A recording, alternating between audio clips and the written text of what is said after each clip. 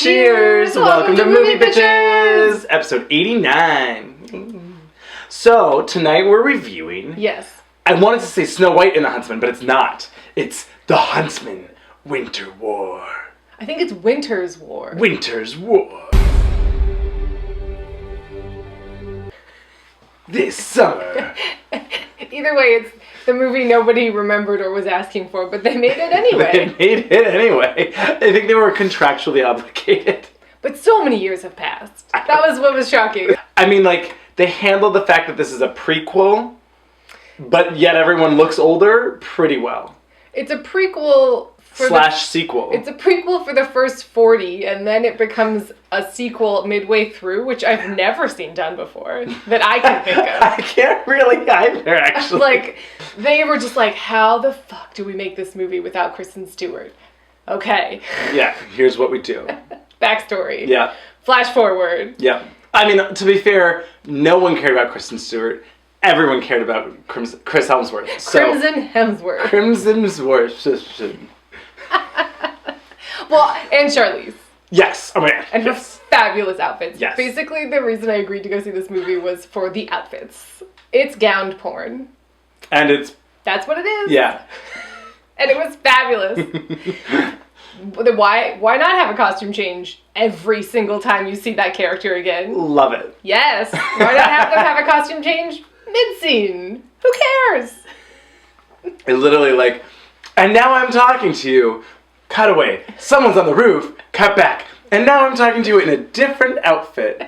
Different gown and a different crown. Different gown, different crown. I like that. I like it. Yes.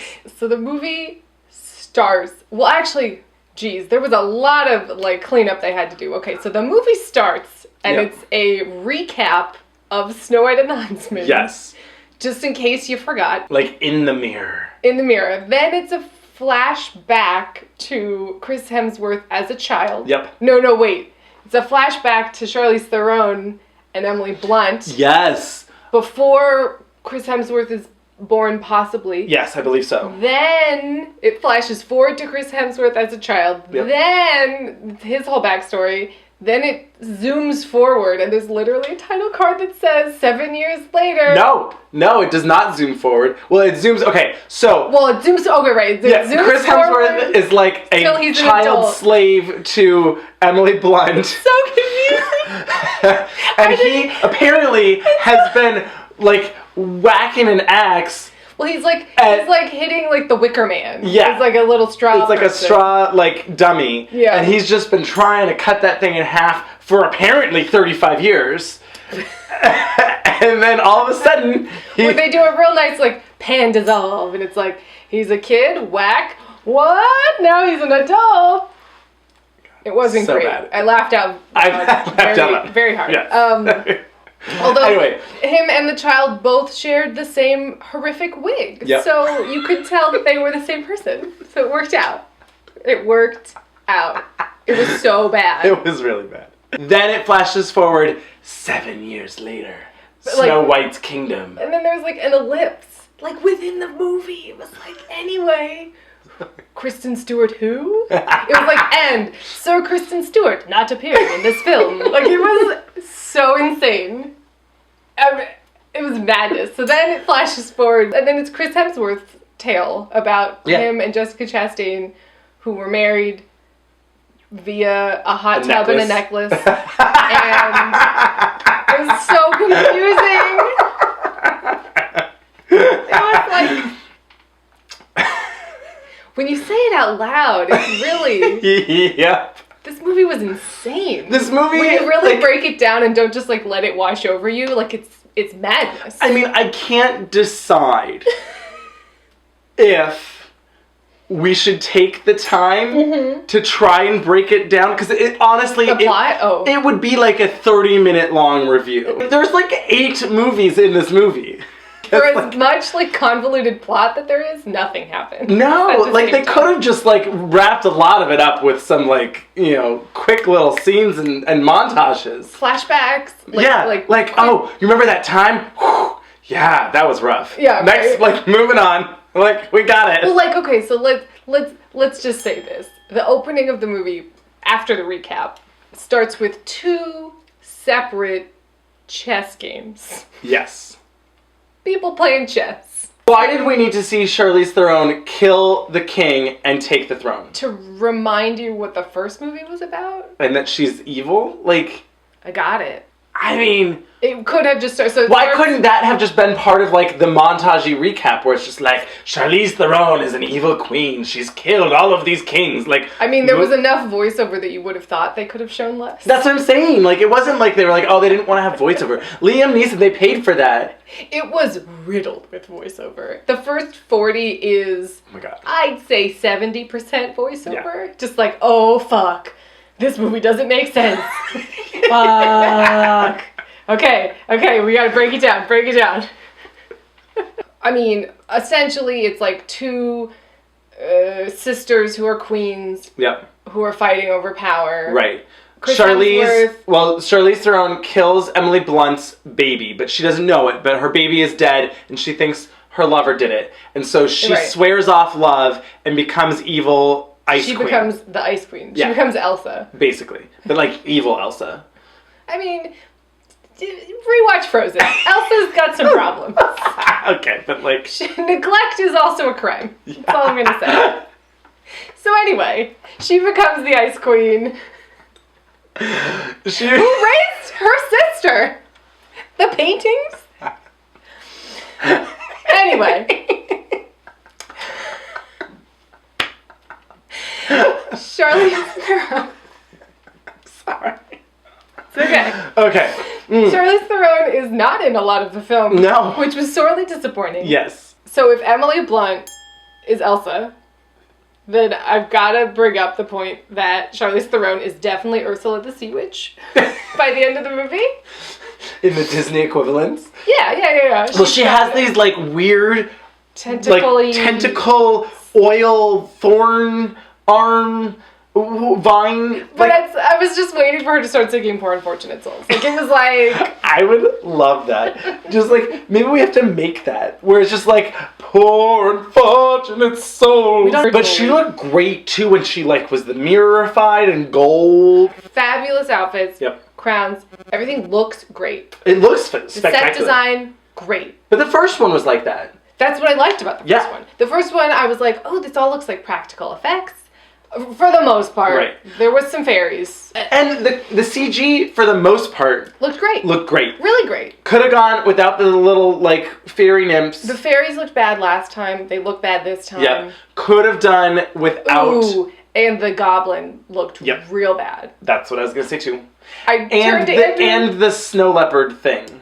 Well, that didn't look bad. It didn't look bad. Craziness. It was just weird. It became... Suddenly, this movie became The Golden Compass. Yeah. And you were like... But I kind of like The Golden Compass.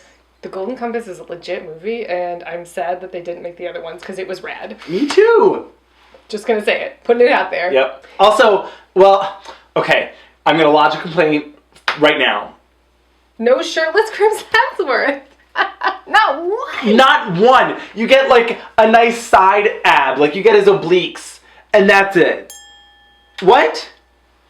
We got to see Jessica Chastain's side boob. Yeah. But we didn't get to see Chris Hemsworth's I mean, you like chest. You saw his like side body as he was like thrusting into Jessica, but although she never got pregnant. Not that that had to have happened, but what?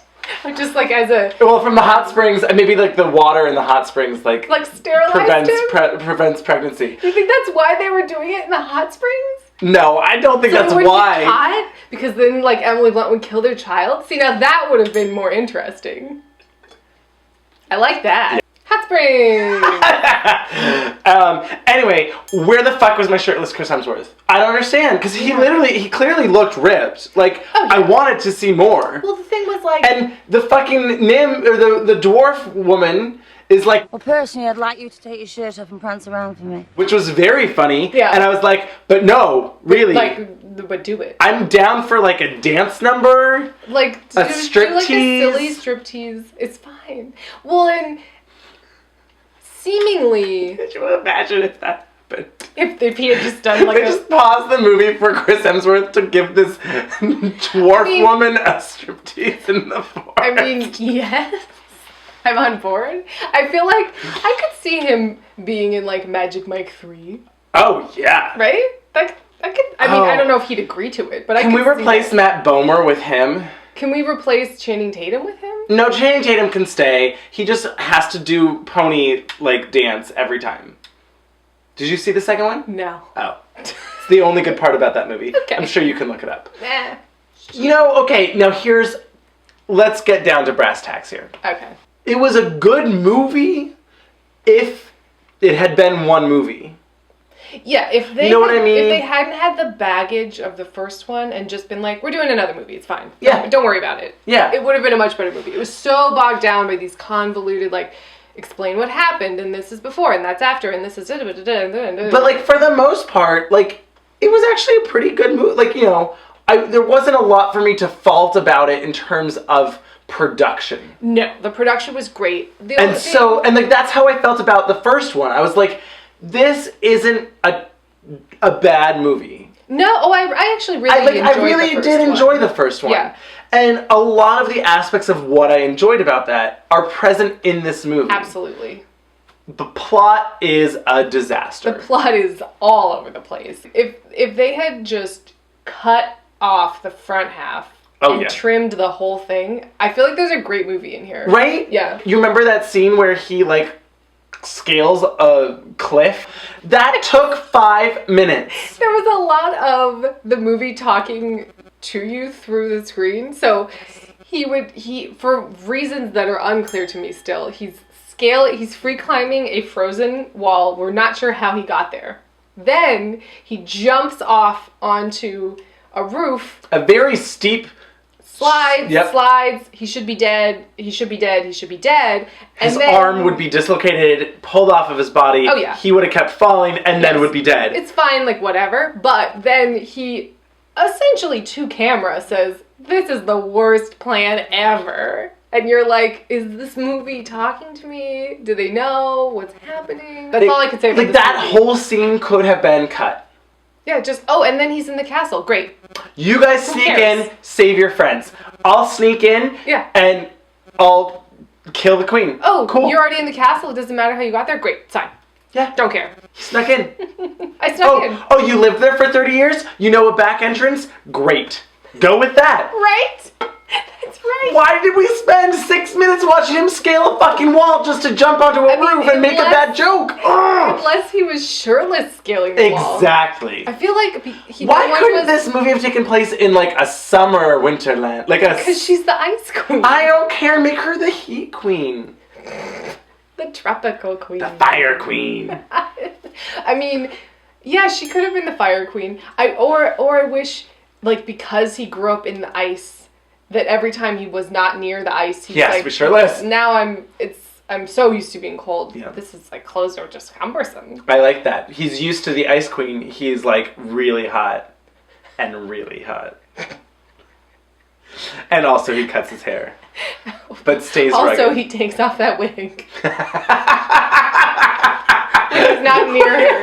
I just had a picture. They're like, oh, it's so hot. Let me take off this cloak and this wig. And then, what? I wouldn't go see it in theaters unless you're really, like, if you really loved the first one. Yeah. Because we liked the first one. If you're, like, obsessed with, like, costume design and production design. I guess that would be nice to see on a big screen. Then I would do that. Yeah. If you're into like, the visuals more than anything else. The average person. Yeah. Definitely. Otherwise, you can just watch it at home. It's totally watchable. It is really quite, I mean, it's very convoluted. Very convoluted. But still watchable. Mm-hmm. Like, I wouldn't turn anyone away and be like, don't watch that garbage. No. It's a clusterfuck in the best possible way. Yeah. Like, it's like a really well done clusterfuck. On point. Great clusterfuck, you guys. A+. Really. Just nailing it. Yeah, so anyway. Go for the crown, stay for the gowns. Nonsense. Get so True Beverly Hills, The Big Business, double feature, maybe throw like Baby Boom in there. Like, yes, just power suits.